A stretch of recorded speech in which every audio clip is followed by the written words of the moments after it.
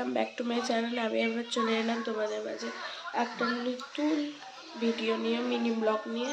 তো আমার প্রেগনেন্সিতে আমার যা যা খাবার ছিল মা আমায় খাইয়ে দিচ্ছে। মা যেহেতু কাজের প্রেশার থেকে সবসময় তো বাড়ি থাকতে পারে না, তো তার জন্যে। আর আমি যেহেতু এই বাড়িতে এসেছি এখন, তো মা আমায় ওইগুলো খাইয়ে দিচ্ছে। দেখে নাও আজকে আমাদের বাড়িতে কী রান্না হচ্ছে বলো তো। ওই চিংড়ি মাছের মাখো মাখো টাইপের, একটা রসা টাইপের, আর লাল শাক বাদাম দিয়ে। তো তোমরা দেখো, তোমাদের ভালো লাগলে লাইক কমেন্ট শেয়ার করে দিও।